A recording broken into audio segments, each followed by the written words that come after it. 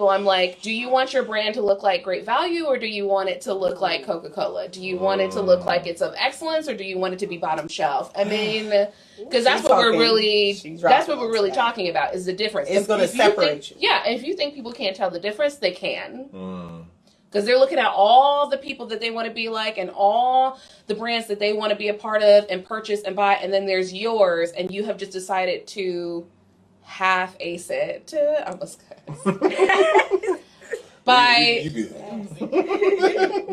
doing the cheapest thing possible. When that doesn't help your career out, it doesn't help the brand. Everybody's a brand. I know I hate saying that word, but everybody is a brand. Especially if you're running a business. We see you, and then I'm like, ooh, you wouldn't want to go to a hairstylist if their hair was not looking right. You wouldn't want to go to a baker if you see a nasty kitchen. You wouldn't want to go, right?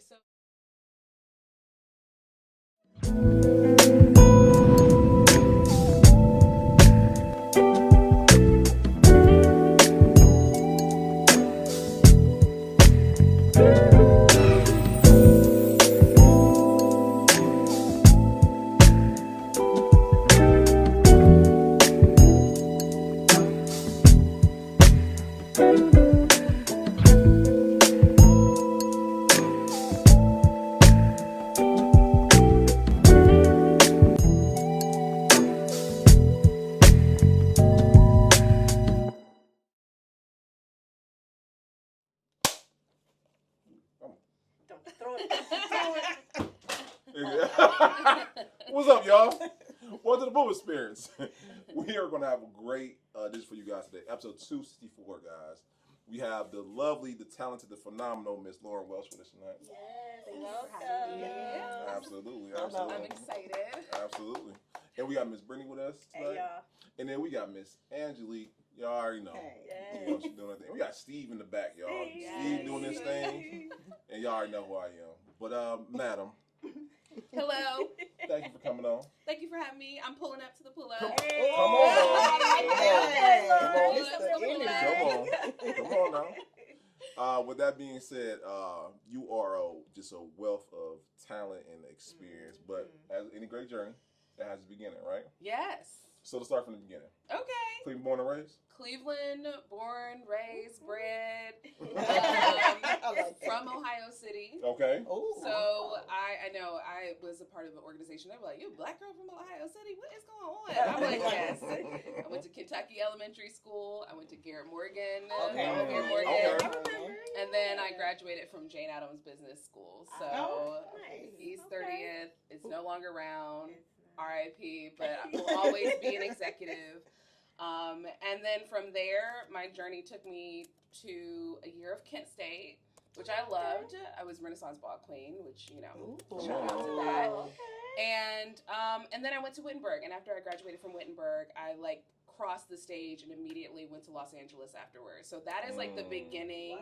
Wow. I did a lot of work growing up in Cleveland because my mom was very active in church, and so I was doing a lot of leadership positions and a lot of leadership very early on. I mean, helping out the city mission, helping out different organizations, because my mom was just really passionate about it, and I think it was naturally ingrained in me as an adult to serve because of the stuff she got me involved with. And so that's really my early beginnings is in Cleveland, riding my bike down 25th, past Motor Nightclub.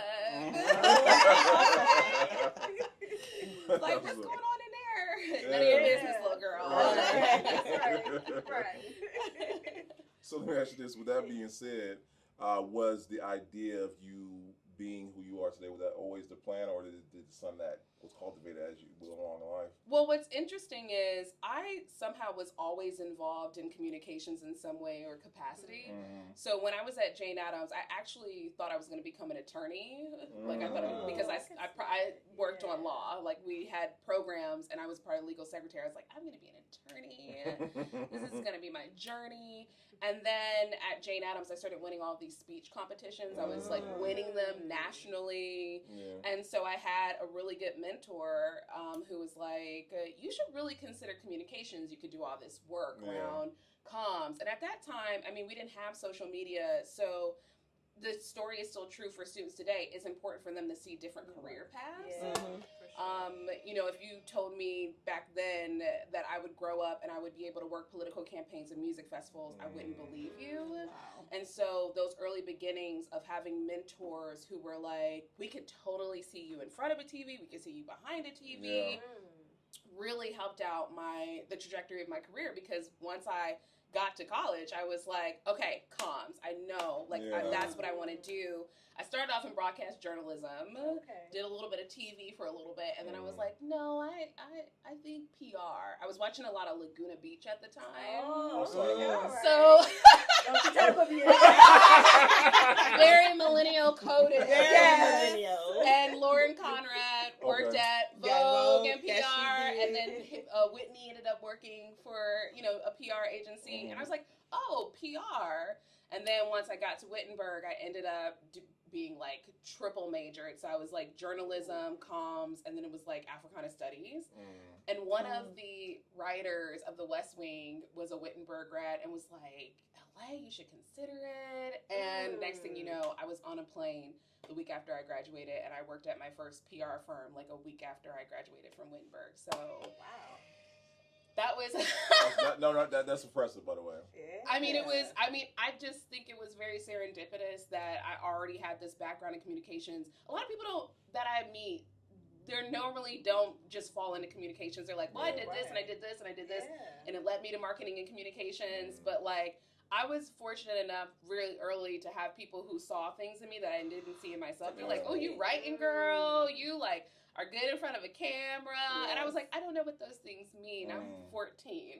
That's crazy. So, I mean, through guidance, which is why I'm always preaching people should think about mentorship. Because these students need mentorship and guidance, Yes. because it was valuable to me. People were able to see something in me and say, have you considered this? Have you considered that? And that led me to my career as a publicist now. That's good. Now, Lauren, while you were saying that, I seen Brittany was a little perplexed a little bit. When you say PR, what do you mean by that for our audience that's not familiar with that? So public relations is essentially getting people out in public notice. So television, media, magazines, print. Our whole job is to make people more visible. So when people are like, how did you get on TV? It was not them. Yeah, a lot of times they have somebody who is working behind the scenes to get them in front of audiences. 100%. So that's what I do. Yeah. And I feel very blessed to be able to do it, because now I get to do it for the people and the causes I care about. So when I was in LA and I was doing a lot of lifestyle and entertainment, that was really fun. I loved it. And along the way, I was like, I really still have a passion for serving.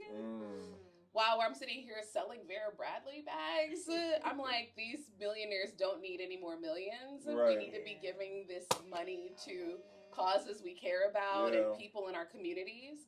And so I was like, I could use all this agency level skills to help my hometown. And so by the time I moved back home, I was like, we're going to do it. And then I started my marketing agency, and then I'm working at Say Yes because I'm a CMSD graduate. I'm vice president of the board of RTA, so I'm here for transit. There's nothing that I touch that doesn't turn to gold. You better.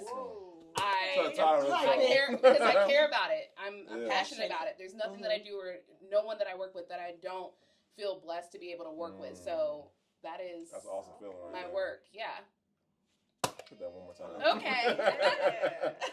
I love that. So a couple of questions. My brain be going. There's a lot. No. People are like, you have done so much. Yeah. I mean, I was working red carpet events at 22 years old.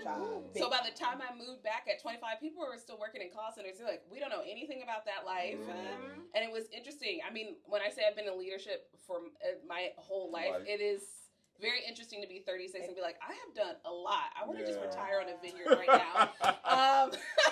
With the wine. But there's still more I know that I'm meant to do and work that I would like to do. And so I'm just, hanging on to that. Yeah. No. A couple of times for that right there. That sounds a little low. Yeah. I probably I was about to say, I'm using this too much, but I know I should have been prepared for Lauren tonight. I hear it a little bit. I usually hear it louder. I'm like, the audio will pick it up for those our viewers. They're going to struggle. Yes. But okay, so I want to go back a little bit. So Okay. LA, we all know from from TV, with, you know, this fantastic, phenomenal place and whatnot.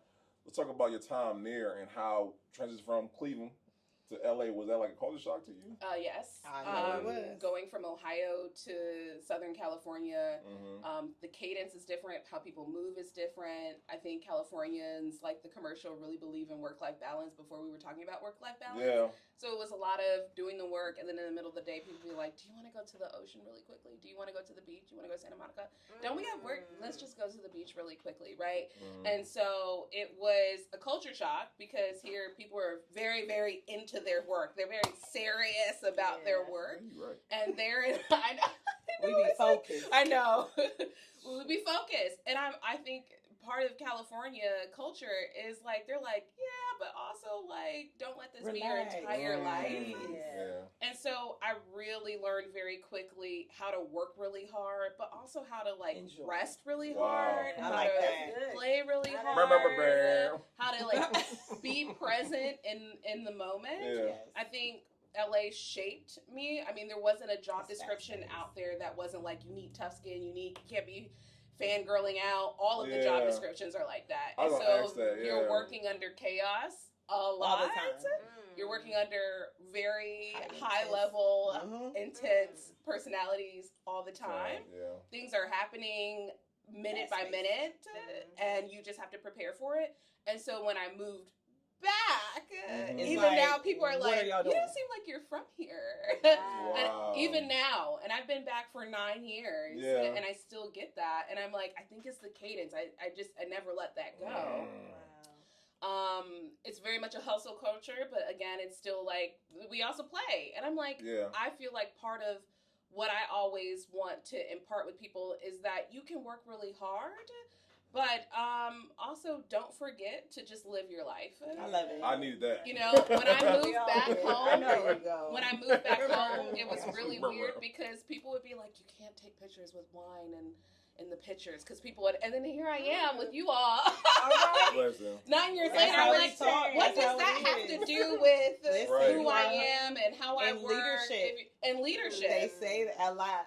I understand exactly You what know, you're saying. You could do it, but behind closed doors. You can't show can't be that, yeah. And Yes. so I'm like, but why can't we? Wouldn't it be better if we saw representation, real especially of Black women who are able to Come on now. navigate between spaces and Yes. work hard and be serious and get down to business, but also I love the pictures of Angela Davis dancing Yes. and James Baldwin dancing because Yeah. it shows that they weren't just leaders, but they were people who understood They that were life is people. about what you make it. There were Yeah. people Right. also. Yeah. That's right. So I try and live authentically in that way and letting people know, like, listen, I'm not so serious all the time, but let's not get this twisted. I care about my work, and when it's And time to work, I that's get down to right. business. Come on now. So, Don't play yeah. with her. No, I that's got you. good. thank you. I'm like, oh my God, is it the wine? The I'm light. like, It partially is. I The found light out and from the my wine. elders. And the light. Yes. The light and the wine. Thank you. The light and the wine. Yes, ma'am. I'm Yes, spitting. So with that being said, because like, and I know Cleveland, we're a very blue collar town, right? Versus California, which is like, you know, It's a blue mixture. state. It's a blue state. We're a red Wait. state, although people would probably try and push back on that. We're a red state in a blue Yes. city. Yep. So a lot Yep. of the spaces are still very conservative. Even the blue that exists within Cleveland is still Very conservative conservative. leaning. Yeah. And so that's very interesting. Again, I love that we have people in places of power and leadership that are trying to modernize our city. And Yeah. I mean, we just legalized weed. That is so weird to me. As a Oh, you been in state, Cali, too. I was like 21 and people were getting cards, right? And I mean, Mm. this might feel taboo to talk about, but it's not because medical marijuana has been helping so many Yeah. different So people through many. anxiety, through cancer treatments. The fact that it wasn't legalized until recently is a disservice to our community members, right? Wow. But Yeah. even that's just a small part. I mean, they're trying to strip away the rights of trans children. They are slowly taking away the rights of women. I mean, it's like insane to Yeah. be in a culture like that, but this is why I'm always advocating for people to use their time and their talent Agreed. locally to elevate causes that they care about because Yeah. it's important. We have an election this year. We have a mayoral election next We year. do, yeah. Those things are important. Yeah. Yes, No, agreed. that's so agree. good. I agree. So let me ask you this. With that being said, 'cause I want to make sure, because one thing you said on camera I thought was very profound was that nowadays in the culture where anyone can be a person of quote unquote influence, right? We see it too often where people don't have any media training, right? Yes. But let me ask you this: And people don't know they need media training until it's time to have media training. They don't know they need it until they need it. Right. Yeah. Agreed. But let me ask you that. With that being said, how can you be authentically yourself and still be in the process of getting media training also? So how do you regulate the two? I think one of the things I always talk to clients or just my friends or myself, I'm my own best publicist. I always Title episode. Yeah, that is. I'm my own okay, best I'm my publicist. own best publicist. So I always think to myself, how are my words impacting not just myself but the people around Come me? on now, Lauren. I have the prayer of Jabez on the back of my car, but I really, and I'm spiritual, but yeah, enlarge my territory, but allow me not to cause harm and for harm to be caused upon me. And I think there's a duty of care that I think is important when you're in positions of influence. And I always try and remind people of that. If you have a microphone, if you have a stage, if you have a platform, if you have even 10 people that you're in front of, it's important for you to be mindful of how your words are impacting other people or impacting your community. And so there's a way to be authentic and care about the things you care about while also keeping in mind that you held one perspective out of many other perspectives. Correct. And it's okay to step back and be like, I got this wrong. It's okay to say I thought this way, but now I think differently about it. It's okay to say, like, I'm well versed in this, but there's obviously more I can learn. I think being a lifelong student is super helpful to maintaining authenticity while you're in the media. That's so good. Because then you can say what you need to say, and even if you get it wrong, if you can scale it back and be like, okay, I got that wrong, that's okay. Right. You know what I mean? That's so good. You dropping a lot of jewels. I'm She really is. I don't think people understand. Like one of the things I do a lot in artistry. Yes. So everything that she's saying is kudos, and a lot of people don't understand. PR is in relation to everything. Yeah. And one of the things you just said that I pull it out is a lot of people don't recognize the time when a publicist need to come. Yeah. Like, is it a moment that you feel like, hey, now?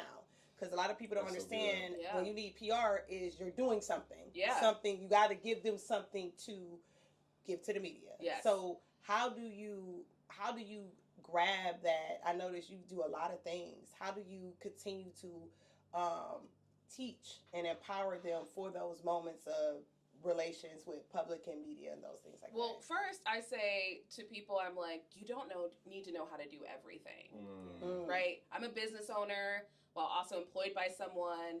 I don't need to be the accountant and the spokesperson and the marketing person and the attorney for my own business. And I think what people get confused is that they can be very talented in one area, and you know how we are. We'll take on everything as business owners. Sure.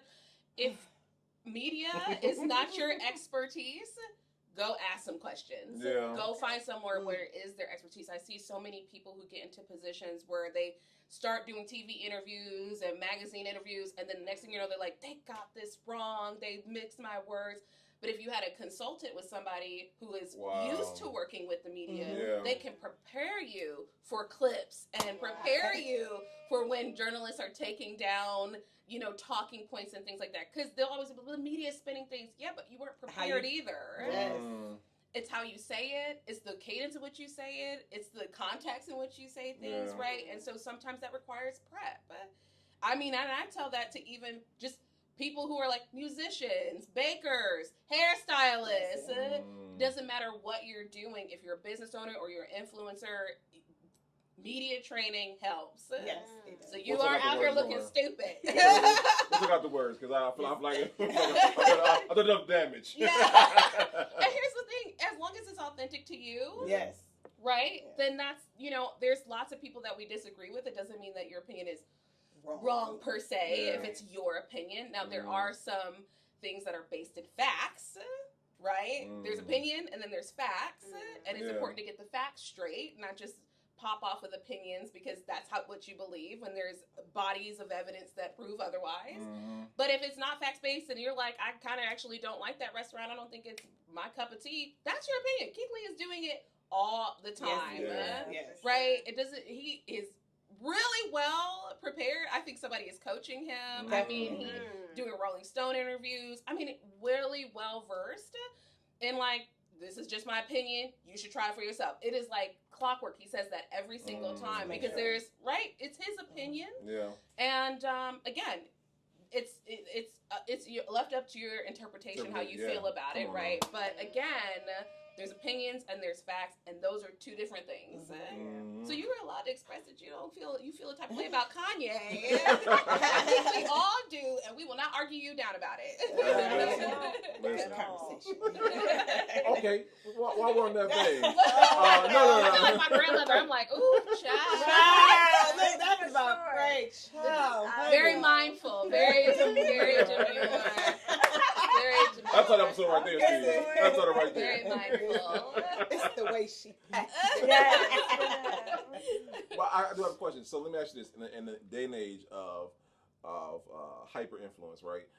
Let's say I'm an influencer and I've said something. You are an influencer. Yes. All right. You got not it. I received You that. are. Yes, ma'am. I received that. With that being said, though, let's say I say something and and it's very, like I said, misinformation, but I let it get too far ahead of me, and I want to apologize. We see it too often where people apologize after the fact is already done. Yeah. How do you repair a person's image after certain events of that nature? Well, having done crisis comms, the first thing I always say to clients is I'm like, you got to own up to it immediately. Immediately. When you let time goes by, you know, when there's too much time. Well, and when there's too much time that has passed, it leaves people For assumption. Yeah, it leaves room for assumption. So it's just good to own up to it immediately. I also think speaking about how your behavior will change. Wow. Right? Because what do we always say? It's like one thing to apologize, but nothing is an apology like change behavior, right? Yeah. And so like that applies in media as well. Like if you need to own up to something, it's important to do it quickly, and then talk about how you're going to change the behavior. Now, in cancel culture, what we're realizing is people taking advantage of that system, but then not changing the behavior. They're just they're apologizing, and because we're in this like microwave generation of moving on to the next thing, sometimes we just forget about it. We're like, well, they said sorry, but it is harmful when you do not change the behavior. These people end up making the same mistakes over and over and over again. So again, it's important to own up to it. It's important to talk about how you're going to change your behavior and then actually change your behavior. That's good. No, that's real good. Because like I said, I got. Now let me ask you this. I got so many questions. Because I got some old tweets out there. Okay. I don't. Well, I mean. No, what I'm saying is like, let's say I already know I'm going to be an influencer. How do I clean up my social media influence, or how do I clean up my impact to be able to prepare for the role of being an influencer? Well, I'll say as a millennial who we kind of grew up on social media, we were like the first. We were the first generation to be open to social media or have access to it, and so one of the things I remind people is like your digital footprint is probably really long if you are our age, right? Yeah. And so it's important to go back and look at. I'm thankful that there are a lot of things that I said at 13 that didn't see the light of day. Right? Because there's a lot of growing that I had to do. And so I'm always telling people, I was like, if you've changed, it's important that you think about what's out there that doesn't align with who you are now. Right? I think that's important. You know? Yeah.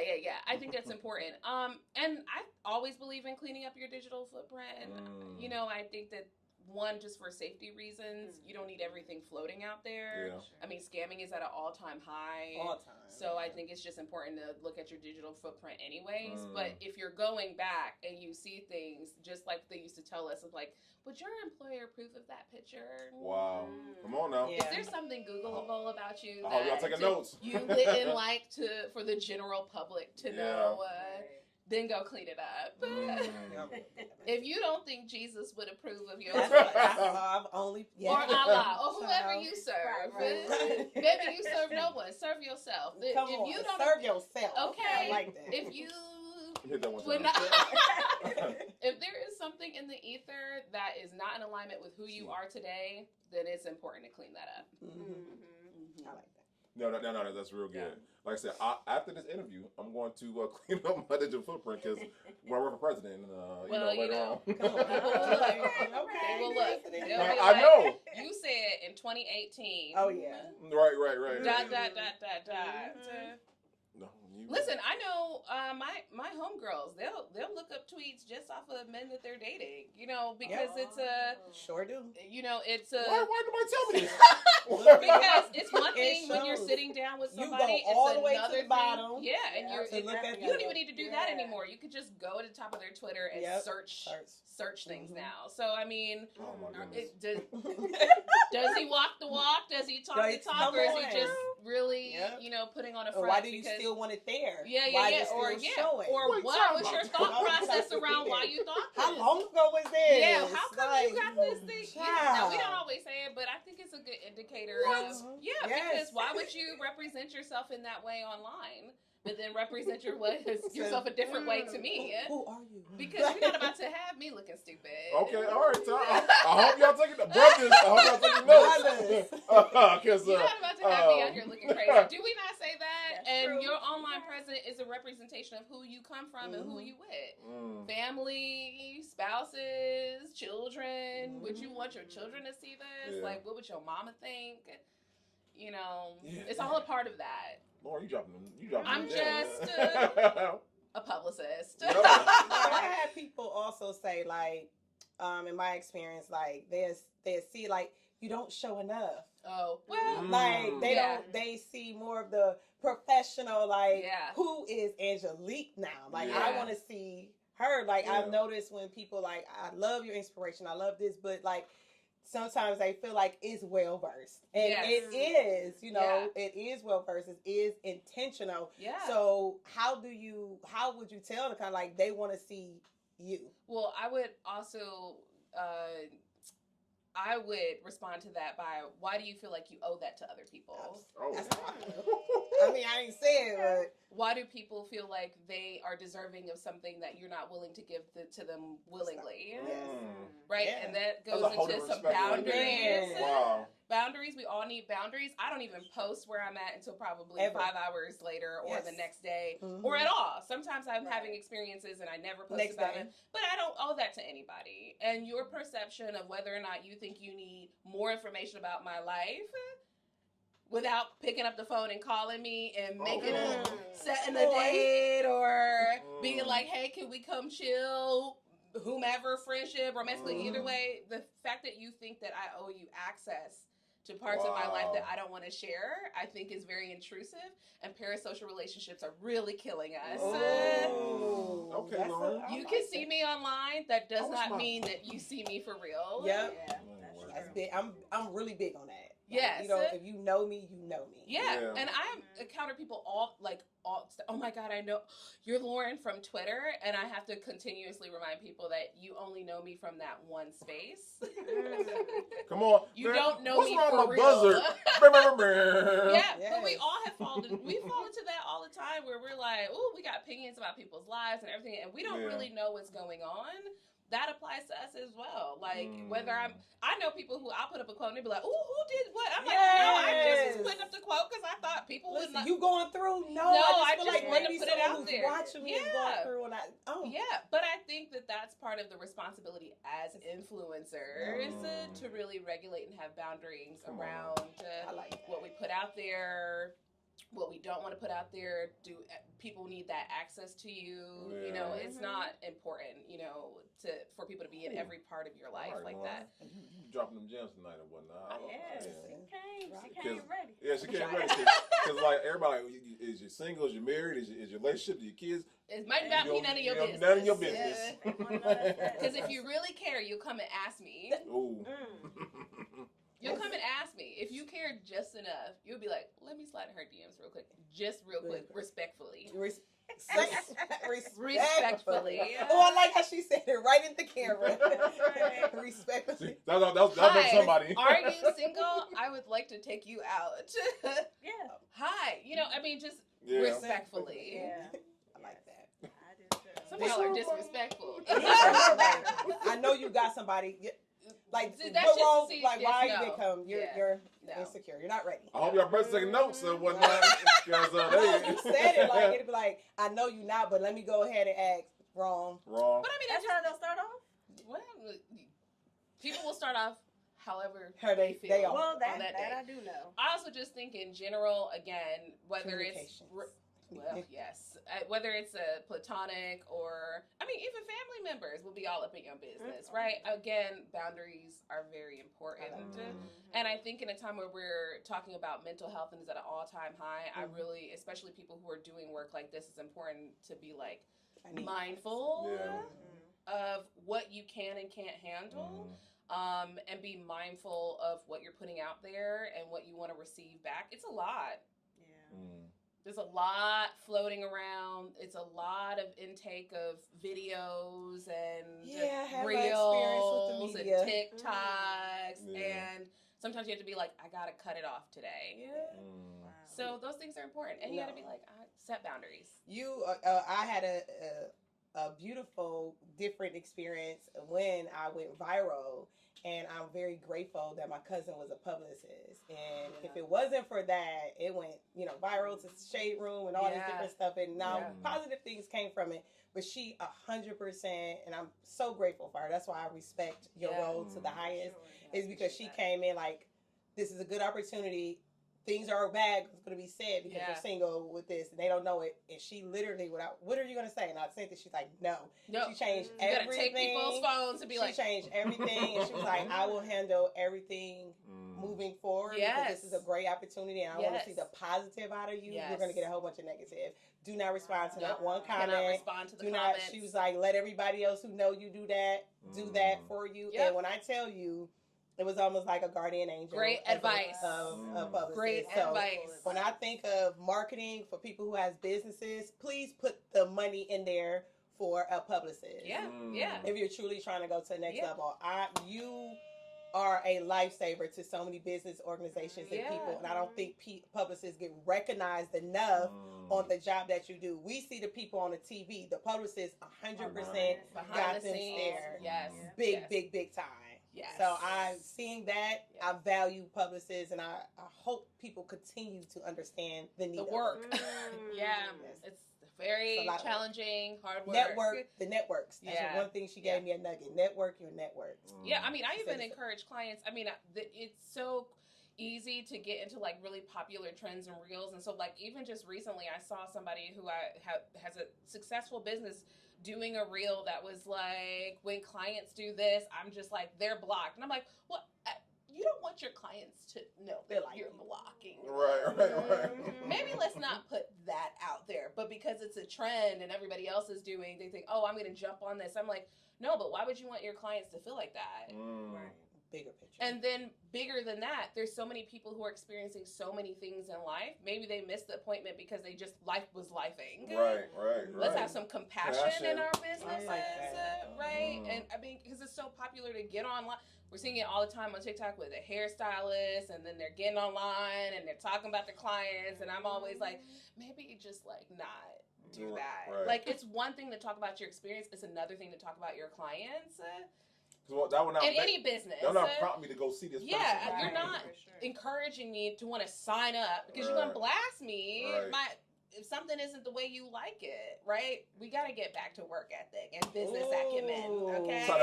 All right? I know we want to go viral, but there are some foundational skills we need to get back to, and business acumen and how our clients feel is a part of that. I love that. So I have a question for you. Because you are an experienced person in public relations, where do you feel like the future of public relations is going? In the age of where we are, the sexy reds of the world, the Trumps of the world, these people who are just being themselves, right? Yes. And you see that social media is a big part of that now. Where do you see the future going now? That's so funny. I just had this conversation with somebody because somebody was asking me about my time in LA versus now. I started my career in a time in LA where having clients was very exclusive because we didn't have TikTok and we didn't have Instagram like that. So like getting in magazines and the gossip columns and New York Times, it was really guarded because it was normally celebrities or business people or people doing a lot of different work, but the clientele, you were like, okay, I'm getting paid a lot of money to work with these people. Now in influencer culture, it's for everybody. You know, I mean, it's like, but it depends on what you feel passionate about. You know, I'm very big on not working with people that I don't really feel passionate about. It doesn't mean that their work isn't good or that they aren't doing good work. It's just my own value system around the work I want to do. Yeah. And I also don't want to be so blinded by money that I just take every opportunity that comes to me. So the difference is, you could take on any of these clients. Like, the clientele has gotten bigger. There's so many people in entertainment now and like lifestyle work and like influencer culture that like the money is there. Yeah. But I think the difference is before it was a little bit more exclusive. The clientele was a little bit more, how do I say this in a very nice way? We weren't oversaturated with content. We weren't oversaturated with people who are trying to get famous. Yeah. And so the work meant something different at that time. Okay. That makes sense. Now everybody is turning their hobbies into these, even I'm seeing this with children. Like, we need to start regulating some of this social media content. Yeah. You know what I mean? People are popping out babies and immediately putting their children online to make dollars. And I'm like, that's crazy. I mean, it's scary. It's scary because you know who goes online? Predators. Yeah. And so because we haven't heavily regulated social media, it's for everybody. So the good thing is, it's for everybody. The bad part is, it's for everybody. So now you really have to weave through as a publicist who is worthy of your time and attention and who you just need to be like, so maybe you could work with somebody else. So has there ever been a time, Lauren, where you had a client you're like, this is not going to work? Yeah, lots of times. Really? Well, I think because people are ready to get their next dollar and their next viral moment, that they're approaching their work as such. They're not connected to a cause. They're not connected to the real work. We're seeing that a lot when after the George Floyd movement, like everybody who was Black was trying to jump on podcasts and everything else. I'm like, you ain't took a class, you ain't read a book, you ain't did but now you're an advocate. Yeah. Because people were seeing, like, oh, this is how I get my money, my dollars next. And we also are in a reckoning where those same people are being held to the fire around this. You did not do what you said you were going to do, Sean King. Come on. I don't mean to laugh, but...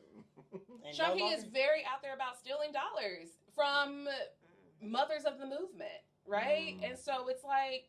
very tricky to navigate these days because anybody can get online and I think we're all searching for connection. It's hard to navigate as a publicist, as a person who's really showing up to the space authentically. And I think my job in understanding both community and being a publicist is like, let me pay attention and see what this person is really about before I just work with them or want to do business with them. And I think everybody should be doing that. Yeah. Paying attention. Because everybody talks a good game in the beginning. Whether you're in a date, whether you're in a business. Come on, we got a conversation. We need to be vetting people a little better. Who we follow.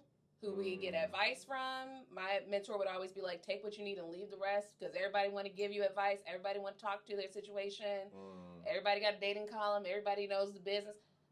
You got to take what you need and leave the rest. So it's important to vet through it. It's important to vet through those. So that's what I do. I vet through a lot of people. Respectfully. Respectfully. Respectfully. So I had a friend. He has a podcast. Okay, right? We need to upcharge those mics. That's right. We need to upcharge those mics. Upcharge the mics? Upcharge the mics. Okay. All right. Okay. Because if there were more money, everybody wouldn't be coming out. This is a beautiful podcast, okay? But there's some ones out there, I'm like, let's take the mic away. Let's take the mic away. Your friend has a podcast. My friend's a podcast, right? Okay. And he wants to break, he has a nice little following, right? Okay. What do you say should be next if he wants to get into the, like you said, the New Yorkers or the to take his media to another level or whatnot? Ooh, that's a really great question. Well, first, it depends on what their content is. Entrepreneurs.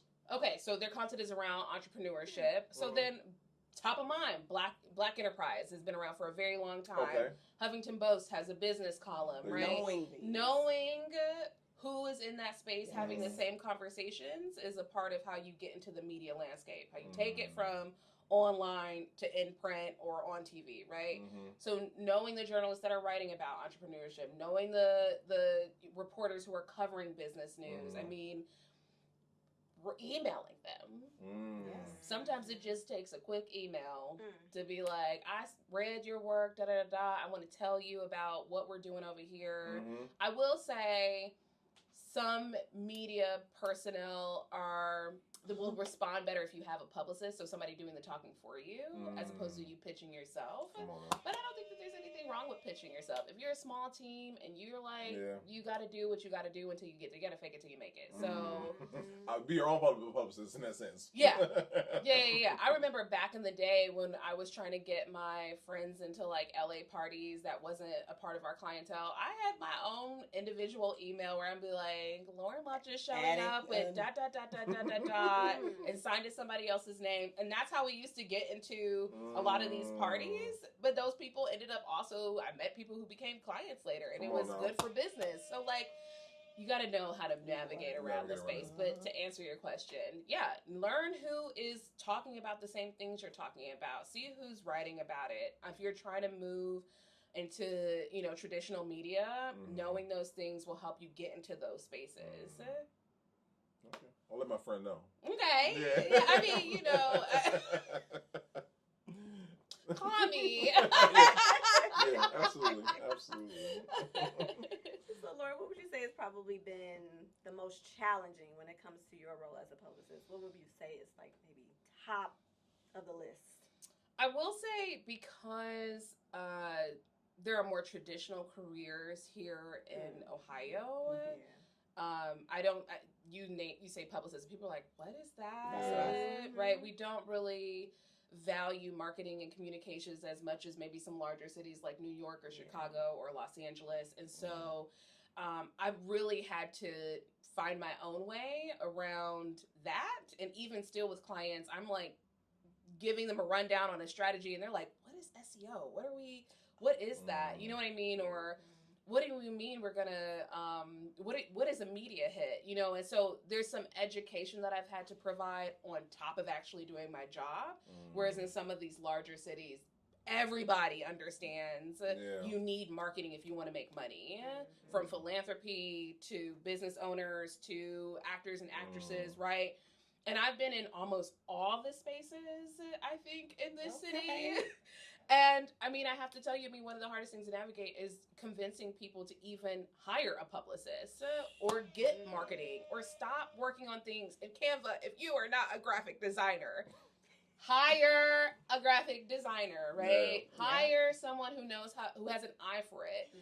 And I'm always telling people, I'm like, do you want your brand to look like Great Value or do you want it to look like Coca-Cola? Do you want it to look like it's of excellence or do you want it to be bottom shelf? I mean, because that's what we're really talking about is the difference. It's going to separate you. Yeah, and if you think people can't tell the difference, they can. Because they're looking at all the people that they want to be like and all the brands that they want to be a part of and purchase and buy, and then there's yours, and you have just decided to half-ace it. Almost by doing the cheapest thing possible. When that doesn't help your career out, it doesn't help the brand. Everybody's a brand. I know I hate saying that word, but everybody is a brand. Especially if you're running a business, we see you, and then I'm like, ooh, you wouldn't want to go to a hairstylist if their hair was not looking right. You wouldn't want to go to a baker if you see a nasty kitchen. You wouldn't want to go, right? So you are your own best publicist. Ooh, that's good. Tight episode. You are your own best publicist. You are your own best publicist. And so you need to treat it as such. You can tell who cares about their brand by how they care about themselves. You just dropping little quotables. I mean, I'm so serious. And, you know, and I teach as well. So I'm teaching small business owners. And I'm like, when you show up to meeting, are you ready to go?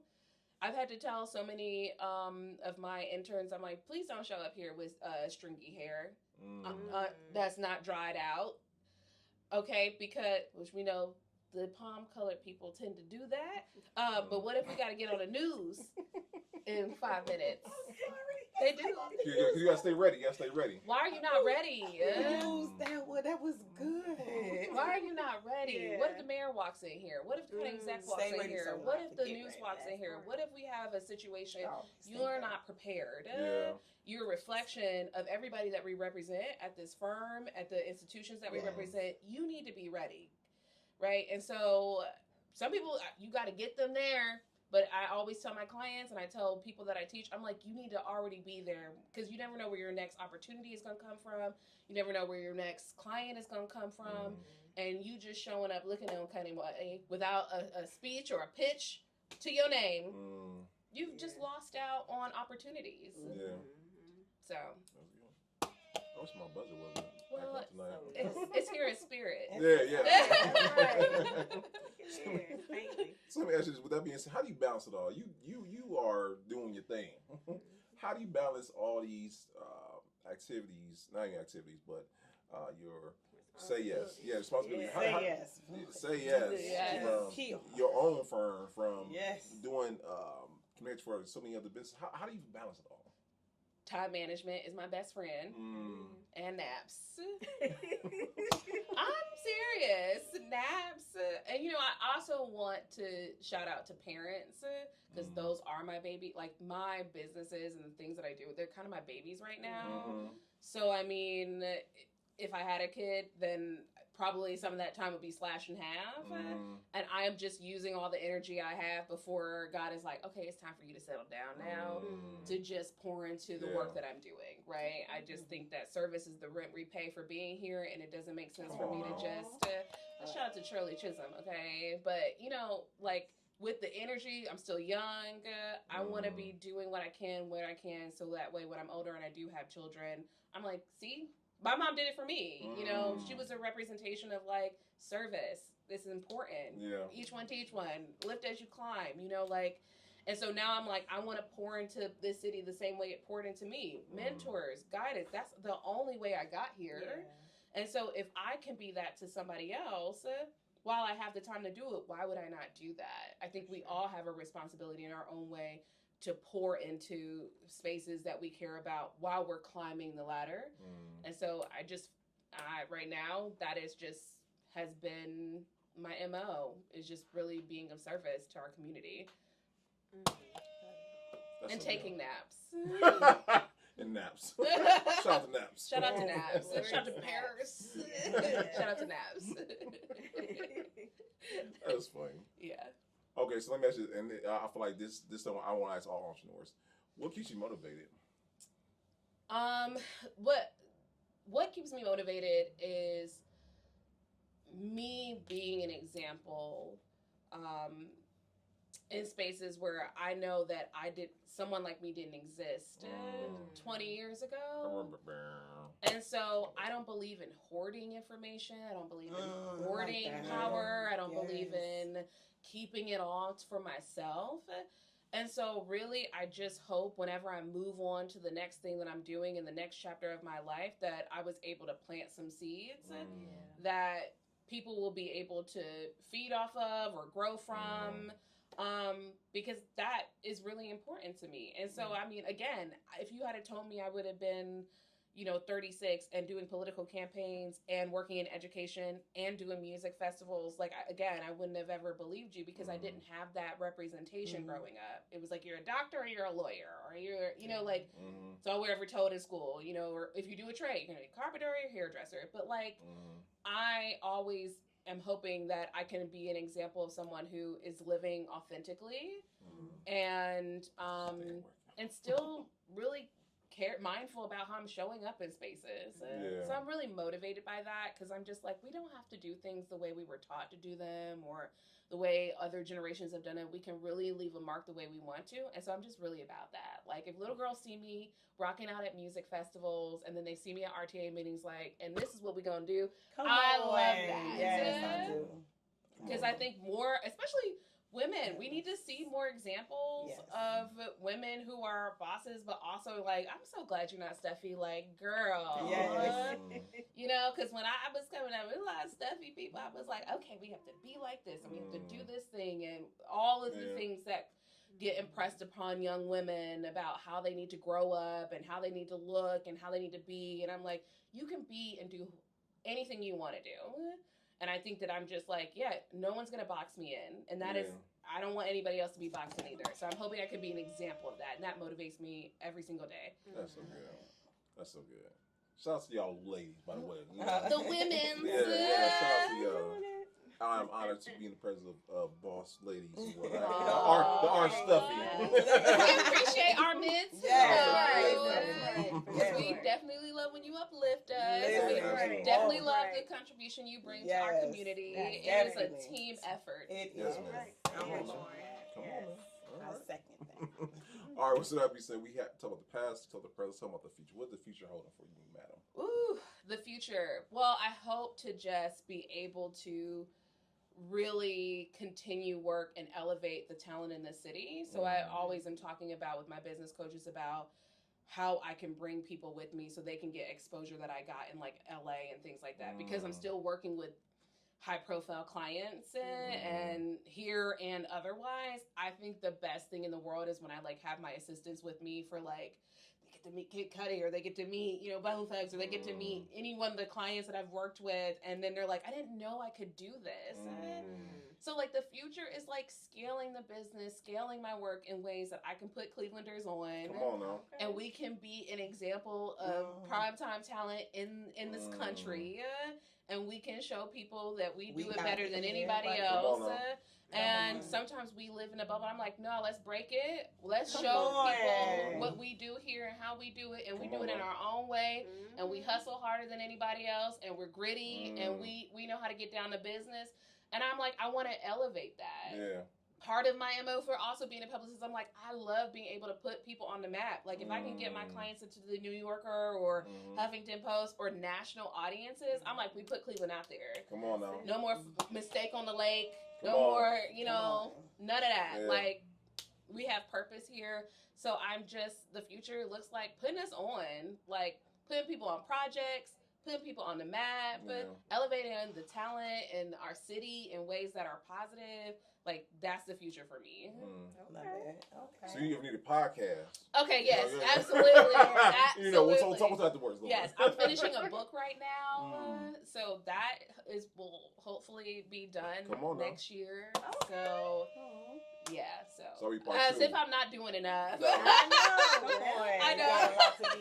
Other goals. Yeah, we need to get Kamala elected. So that's also the future, you know. So yes, ma'am. getting people out to vote next year for the mayoral campaign. Yeah. So yeah. But come on now. That's the immediate future. Then there's some future stuff. So yeah. Yes, ma'am. Okay. With that being said, we're gonna ask our 4 questions that we love asking every guest.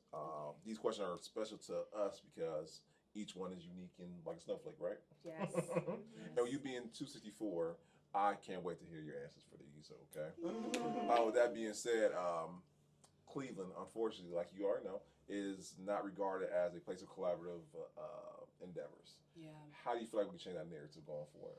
I think it's important to step outside of your spaces and pay attention to other people who might be doing work like you or not doing work like you. I think one of the beauties of being a dot connector is sometimes people will come and they'll be like, I want to reach out to Black people. And I'm like, well, what type of Black people? You like the Black people who hung out on Coventry? You like the Black people who are like entrepreneurs? You like Black people who from, you know, down the way? You like, we're not monolithic. We're not a one size fits all. But the beauty of our community is we don't all have to be the same.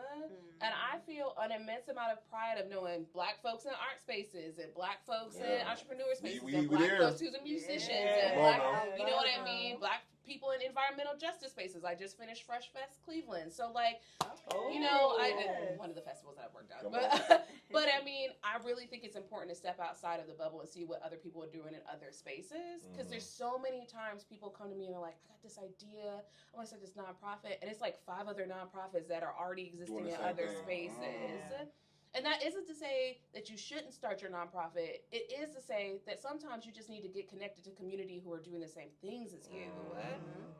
And that's important to know, especially we ain't that big. Yeah, we're not that big. We're not that big. Everybody be knowing so your like, history already. Yes. So work ethic. Yes. For sure. Yes. So I would say we change the narrative by just stepping outside of what we're used to. Because it's no longer an East or West thing anymore. It's really just like people have gotten really comfortable inside of their spaces. And we need to be stepping outside of our spaces if we want to change the narrative. I like that. That's really good. Okay, with that being said, you have worked with some impressive organizations and people. With that being said, who can we look forward to you working with in the future? Ooh. Some people I can't say because I got NDAs. Okay. I'm about to say she can't say. I got NDAs. But I will say, who would I like to work with? Yes. You know, Tarana Burke is, I think, someone who I love and I admire. St. Bosma John, I believe is her name. She is amazing. I think she's actually about to be a Real Housewife, but she's a fantastic person. I'm trying to think. Who else? Kamala, like, call me if you know, once you get inside office, girl. I'll be on the comm staff if you need me. So yeah, those are like amazing women doing amazing work. And yeah, I wouldn't mind working for them. But I have some larger festivals that I'll be working on coming up. I can't say who, but if you on Instagram and you see me next fall somewhere, you'll see. Yes, ma'am. Come on now. All right. I'm sorry. I got so into it. My turn. So when it comes to legacy, because legacy is very important, we've kind of touched on that. So when it comes to the legacy, Lauren, for yourself as an individual, and then when it comes to legacy for you and your businesses, what does that look like? I just hope that when God calls me home, that people will be able to say, well, she lived authentically, she was of service along the way, and she lived her life to the fullest. And that's all I want anybody to do. That's good. To really live in who they are and who they want to be, live life in the moment, in the present, take advantage of all of the opportunities and all the moments to just soak in life. It doesn't have to be serious all the time. And really just think about how your work is impacting other people. And that's it for both my business and for myself, because I think like me and my business are sometimes one and the same. They pretty much are one and the same. And I think even on Laurel Cadis's site, you'll see I work with a lot of people who are, I'm like, real authentic work. Like, we about this business, we're doing this work, we care about this community. Even Zico coconut water, when we was like first pitching that, I'm like, I still drink coconut water. It's really good for electrolytes. I'm like, we care about mind, body, and soul. So even though that's a product, I was like, I'm still about the mission of this and taking care of your body, right? Like, so even with like larger brands, I love when it comes through that it's more than just a product, that we actually care about people. So that's the legacy I hope to leave behind. That's an amazing legacy, by the way. I love that. I couldn't put it better myself. And listen, I know that you have been dropping gems, and although this has been a little bit on the quieter side, you've still been lighting it up. You know, I can still faintly hear it.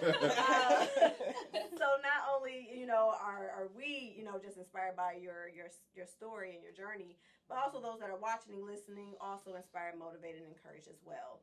So when we take everything that you kind of given us, Lauren, and maybe something that you haven't, and we bring it on in, what would be 3 takeaways we should be able to gather from tonight? 3 takeaways.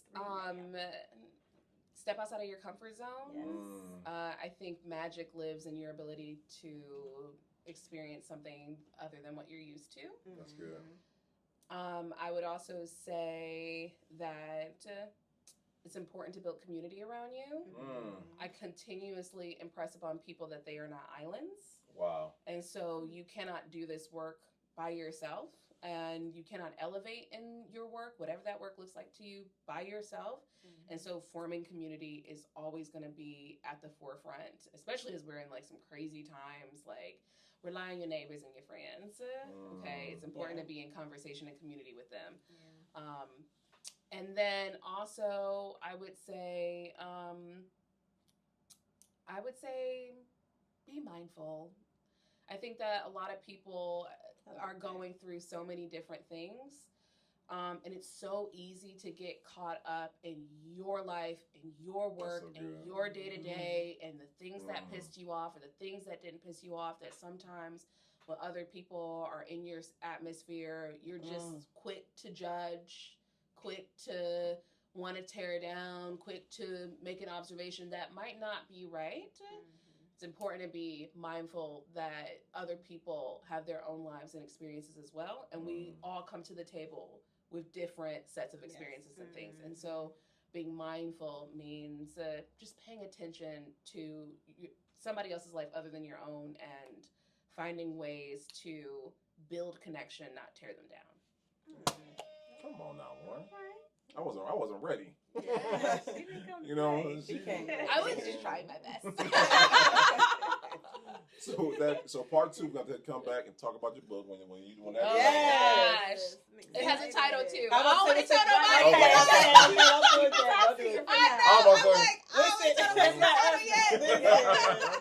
Because you got so much to offer. I appreciate that. I'm a book reader, so I'm just like, Well, taking. the premise of it is I have these stories that from when I was a child to like now, and then at the end of the chapter there are questions for reflection for individuals. I love it. So I'm telling my story. It's not a tell-all. It's just a story about the lessons that I've experienced along the way in different areas of my life, and then it just really is a moment in each chapter where I'm just asking people to like, how do you feel about your life and the things that you've gone? Have you been asking the right questions of yourself, right? So that's as you're reflecting, you're asking people to reflect themselves. Yeah, I'm reflecting. I want people to reflect. Like a mirror. Again, yes, and we all are kind of mirrors. That's all.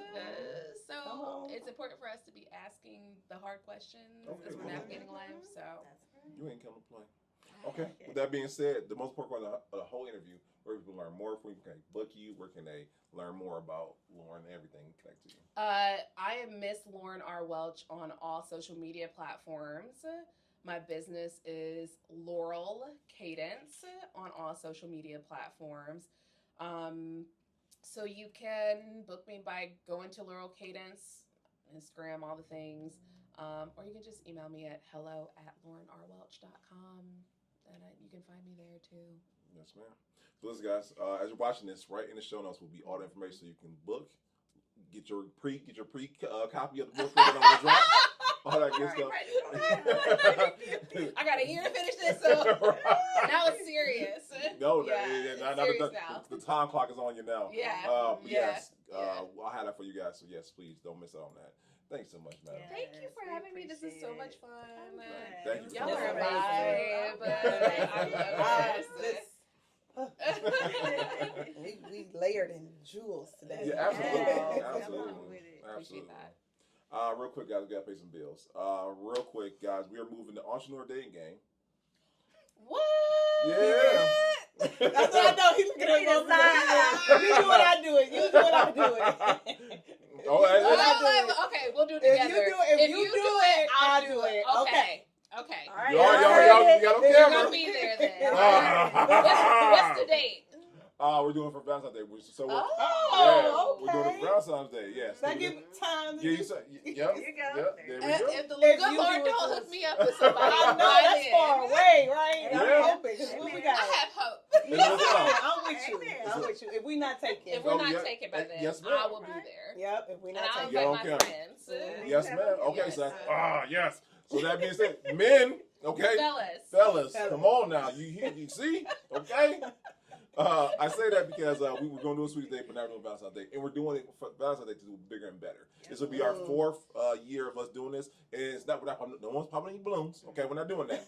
We're very classy, we're very mindful, very professional, very demure. Yeah. That's what we do here at the Pull Up Experience, right?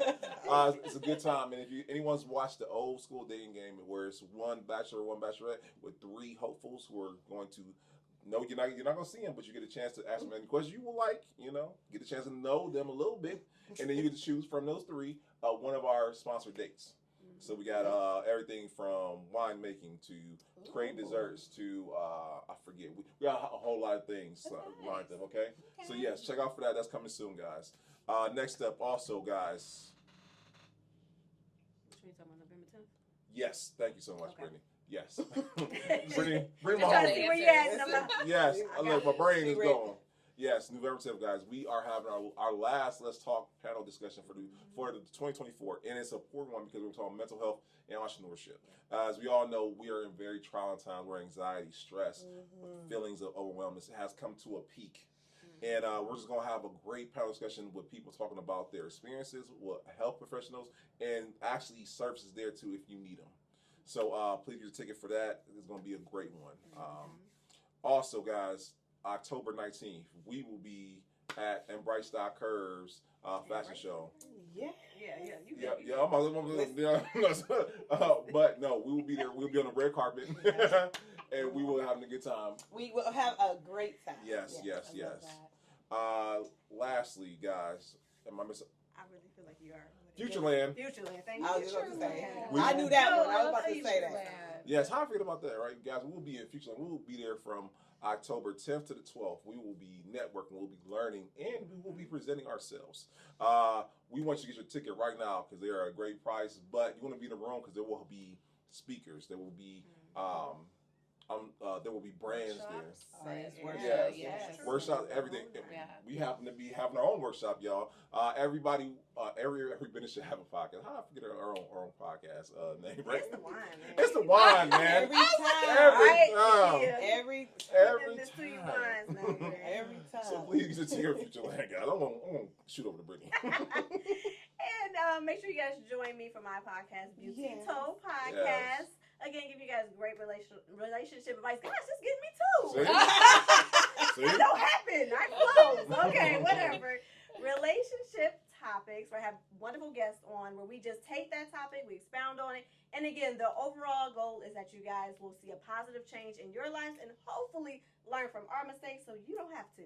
So again, guys, hopefully our story is well told, and it's a story that, again, you can be able to find on Beauty Told. Can't wait to see y'all there. Yes. If you guys rock with us, you rock with Brittany. Stop playing with me. Lastly, December 6th, guys, we just locked it in. We will be having Spades and Connects. We will be partnering with the Urban League to celebrate our alumni. So if you are not alumni, by the way, I love it. Yes.